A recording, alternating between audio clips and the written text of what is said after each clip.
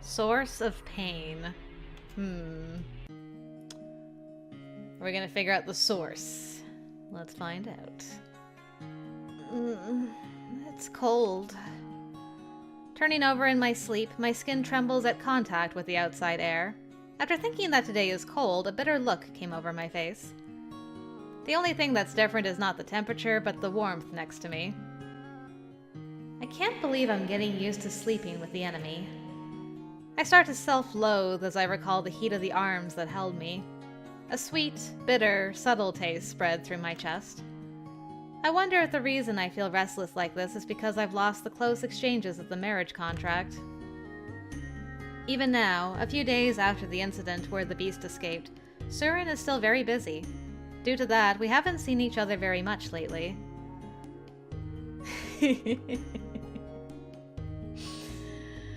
I mean, probably where her mind should be, but I feel like she'd be tsunderying a little bit. Not like I miss him or anything, Baka.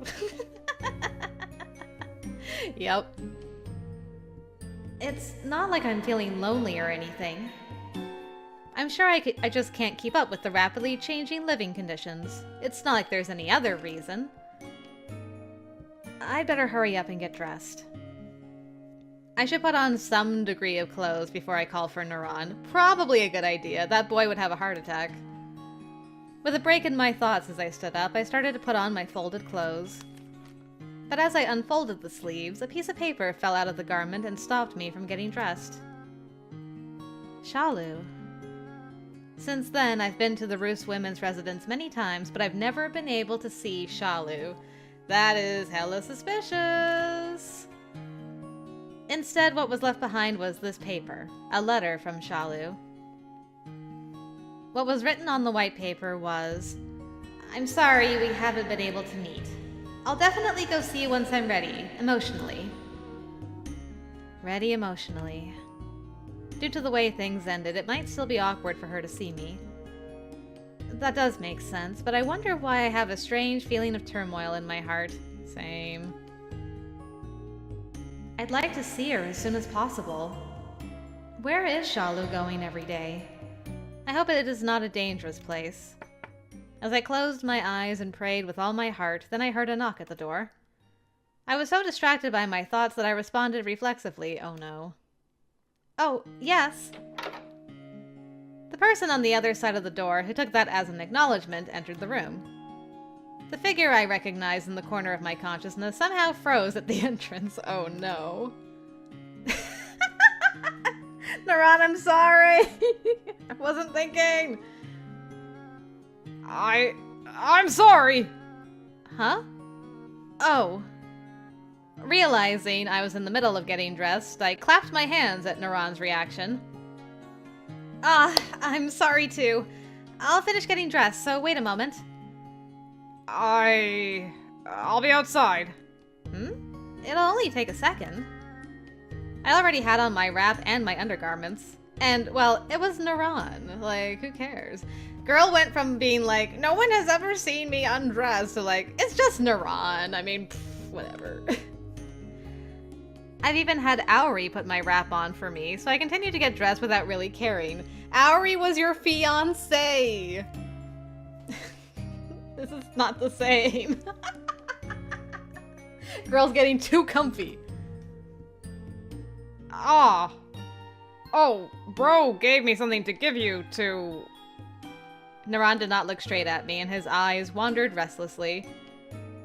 Perhaps because the air is dry this morning, Naran's Adam's apple moves a lot as he swallows saliva. Yes, very dry air. That must be it. He was holding his throat with a pained look on his face, which might have hurt him a little. To me? I turned to face him with a question. Naran looks relieved for a moment, but then quickly looks away. One of the fasteners at your chest is open. Oh, it is. Thanks. In my rush to keep him from waiting, I'd buttoned up my clothes misaligned. I laughed at my stupidity and opened the upper garment again.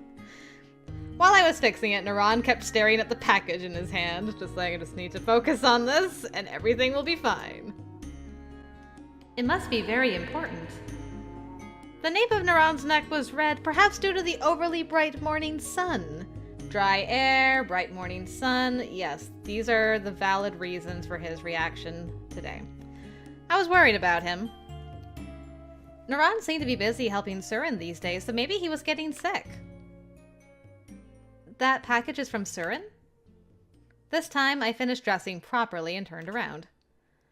Naran approached me without much eye contact. He put the box he was holding at my feet and turned it over. I'm not gonna poke that. Just thank you. Thank you so much. Thanks for bringing it to me. Oh, yeah. This is... The first thing I noticed when I opened the box was the large, pompous-looking lettering, which must have been written by Suren. In the center of the white paper, it just says, "This is a reward for defeating the beast the other day. Put it on." What am I supposed to do with such a grand dress? I unfolded the light red dress and sighed. Its heavy weight made it feel like a coveted treasure. At a glance, I can tell that it was made by a skilled craftsman. Okay, bought his girl a dress. It's nice. You should wear it normally. I don't think such a fancy grand dress would suit me. Also, the hem is too long, so it would be inconvenient for fighting. If Suren was going to reward me, I would have preferred a bow or arrow. Mrs., I don't think you should say that in front of Bro. Huh? Why? He's here. He's like, oh, whoops. Wonderful. My bad. Gave you something you can't really use. Startled, I looked behind me. I was more surprised than necessary, as neither I or Naran noticed him. With a moody face, Suren approached silently. Here. Huh? As I was bracing myself for him to be angry, he presented something familiar. I fell into silence as this was far too unexpected. He just happened to have one. Okay, backup present. Man's prepared. A bow? Why? It was the bow I used when we defeated the beast. This was confiscated as it was dangerous, so why am I getting it as a reward? I looked up, confused, and Suren looked away as he spoke. You said you wanted a bow, right?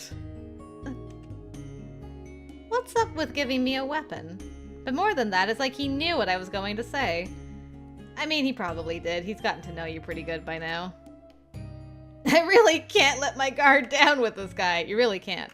But there it is. Maybe he's trying to understand me. I gripped my bow and looked up. I stare into the completely familiar purple eyes, feeling that there is something I don't yet know. What? You don't like this too? No. I'm grateful to have it. Up until now, everything had been one-sided. Things, places, actions, bedroom shenanigans, everything. However, I felt that the reward today had somehow captured my heart. Oh no. Girl just wanted a bow. All he had to do was get her a bow, never mind the glass, accessories, and grand dresses, and makeup and stuff. She's just like, give me a bow. I'll be yours forever. How did you know that I said I wanted a bow? I'm your husband, aren't I? Suren writes off everything with, I'm your husband. Every time it confuses me as to what he's thinking and what he's after. Or he was trying to assert his ownership over me, which made me feel uncomfortable. However, maybe I was overthinking things. Maybe that statement wasn't a claim of ownership. Assuming no ulterior motives, I could finish the sentence as, because I'm your husband, it's natural to take care of my wife. I wonder if he's a domineering husband, even though his direction can be off at times. No, it's still too early to come to a conclusion. Would you have preferred a sword? Judging by his difficult face, it looks like he thinks I'm dissatisfied with the bow. Aw, he's like, I could go get a sword. No, I'm happy. I answered hurriedly, stepping back from the hand that was trying to take it away. I can't afford to lose a precious weapon. Hmm? I see. You are happy. Suddenly, Suren's entire face softens. For some reason, I felt my heart being cut out of my chest by his smile, which was neither sarcastic nor wicked. You... Hmm?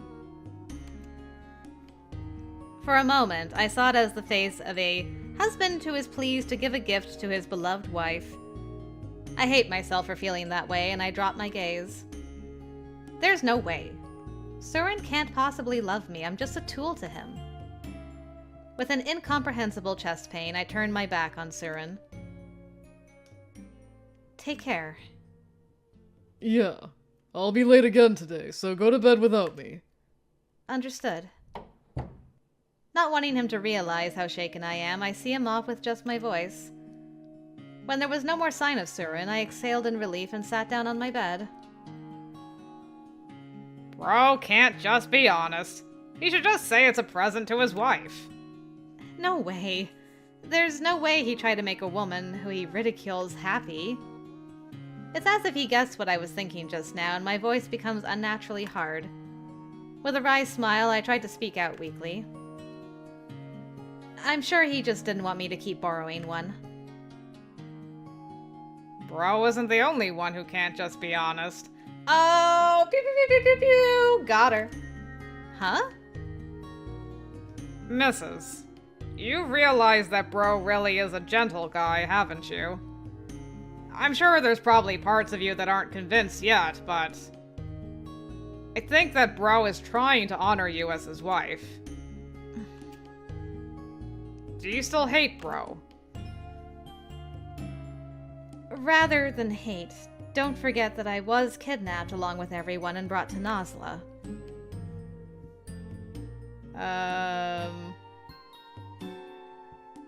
Is that you speaking, Naran?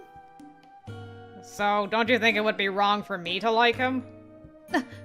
That's...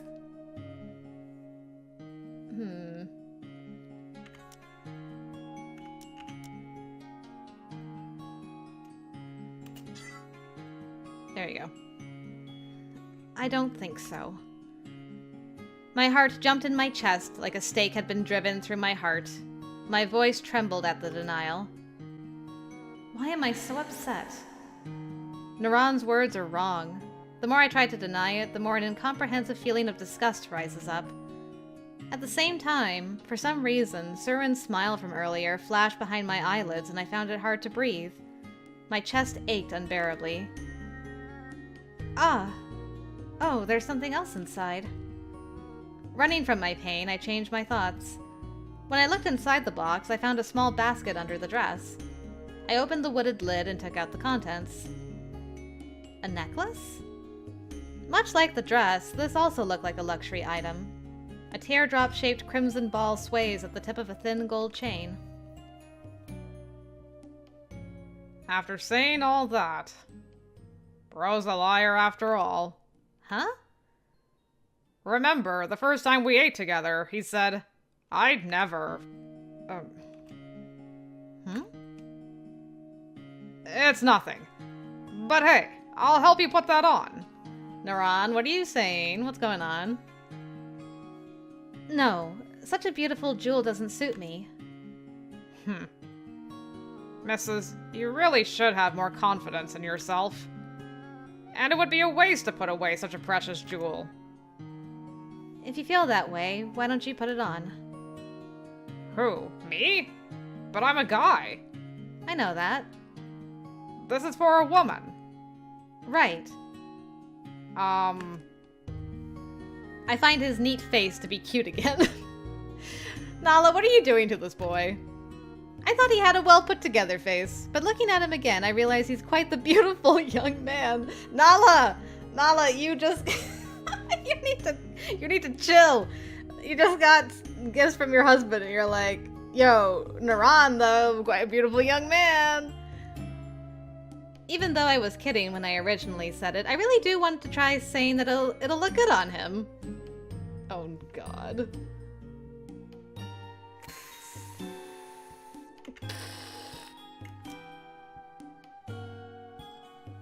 No, we're not. No, no. Okay. He likes that we didn't say it to him. Understandable. Have a nice day. I don't care. I'm still not saying it to you. No world am I saying that to your face. You're a beautiful boy, so it'll look good on you. Come on, as if I could say that to a boy. I'm starting to notice Naran more now as a boy. Doing so, I notice a number of things that I hadn't before. Naala, I swear to everything! Oh, you're gonna decease me. It is not his turn yet. You need to chill. You need to chill out. He certainly is a beautiful young man, but he's also got a well-built body. His arms and shoulders, and his height are completely different as well. Thinking that while tracing him with my eyes, I realized that I had been observing him as a member of the opposite sex. I feel lewd, as up to now I'd thought of him as a younger brother.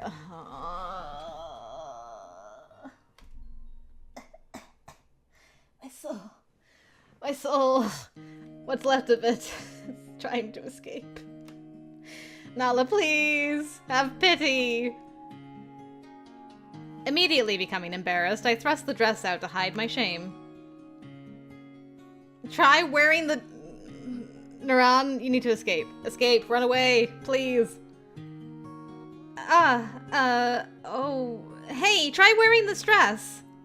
Cut it out! I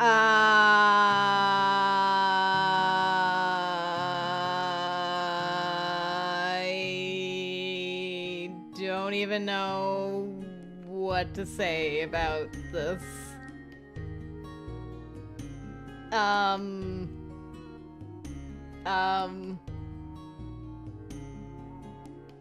Well, this is happening.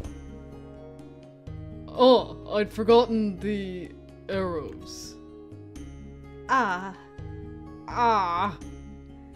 Suren came, seeming to deliver the arrows, and finds Naran wearing women's items.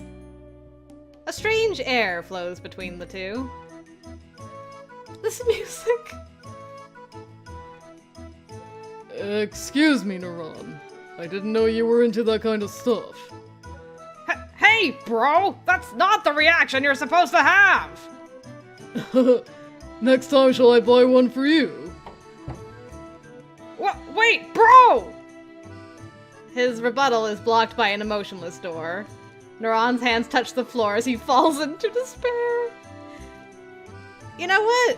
I'm glad Suren was supportive. I mean, for Mr. Macho Guy to be like, carry on. It's okay. Suren was just messing with you. But what if he really does think that I like to dress up like a woman? He looked at me with tears in his eyes, and I should have been remorseful, but it just made him even cuter. Oh god. Partly because of his appearance, I feel like I'm looking at my younger sister. She just really likes siblings. She really does. She likes to put people in sibling boxes.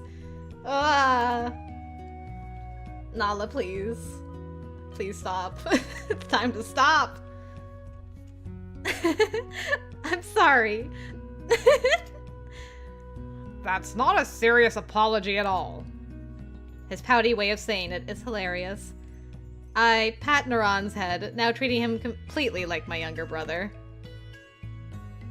Naran, you're so straightforward and cute. I know you're from Nasla, but sometimes you're like my younger brother. My hand that was petting his head slightly, stroked his cheek. My hand that was petting his slightly stroked his cheek, I think, something like that. At that moment, Naran fell into silence, and I was worried that he was seriously angry. Are you angry? I peeked at him while asking, and Naran covered his mouth with the back of his hand and turned away. He's 100% the male. You know, I'm a man. I know that. I know you're a Nasla guy, but I feel a sense of familiarity with you. It's strange. That's not what I mean! I stiffen in surprise at Naran's raised voice, which is unlike him. His confused, swaying eyes turned towards me slowly, reflecting me in them. I'm the same age as you. Ah, I'm sorry. It was rude of me to treat you like a child. He always calls me Mrs., so I assumed he was younger. He's not yet an adult man, but if we're the same age, then he would not want to be treated like a child. When I apologized for having hurt him, Naran's face seemed to be even more weepy. If only I were cool, dependable, and strong like bro. As he spoke, Naran bit his lower lip in regret. I feel bad that I made him feel inadequate like that. See, Naala, your actions have consequences! I had been stroking his head in an apologetic manner, but then realizing that this is also treating him like a child, I went to withdraw my hand. It's fine. Huh? I was confused when he grabbed my hand as I tried to pull it away. Naran, stop. Stop, you two! Cease! Desist from this line that you're going down!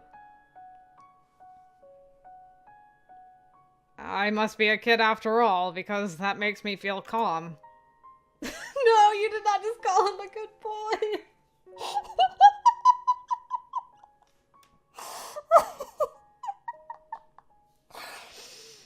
Oh, Lord. Lord! Oh. Well, you're a good boy. Naran cared for me when I'd first came here, when I was still hurting.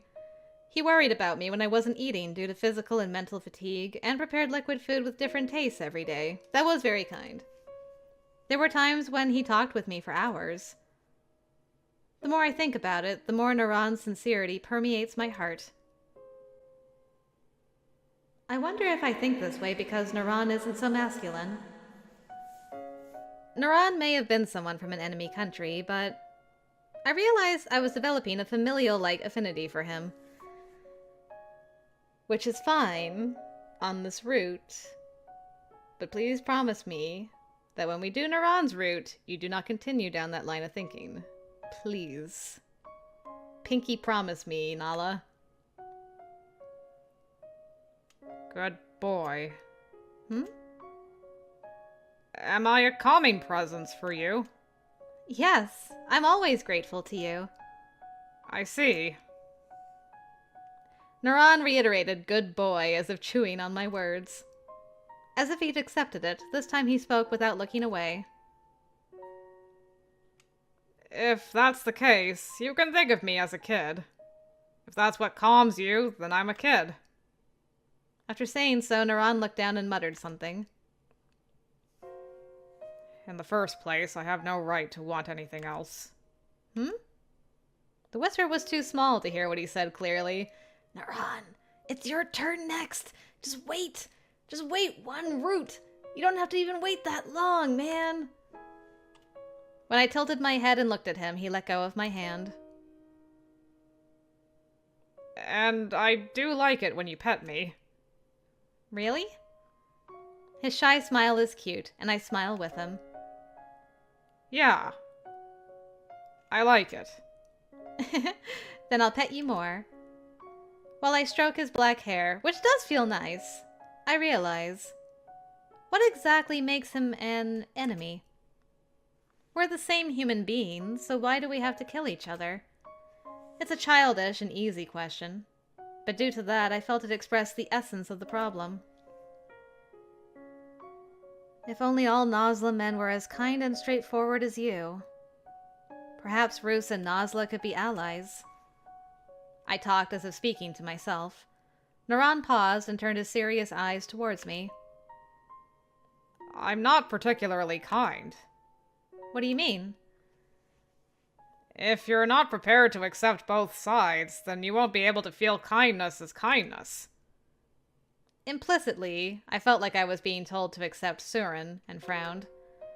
There's too much of a rift to heed that advice. I'm starting to wonder why I'm so determined to look at Suren as the enemy. building a good relationship with the military commander could work out in my favor. I knew that, but for some reason I couldn't put it into action. When thinking about the reason why I was so aware of Suren, I felt pain in my chest again. Mrs.? It's nothing. Nothing at all. My instincts are telling me that I shouldn't understand. And so, I decided to stop thinking about it before I could figure out the source of the pain.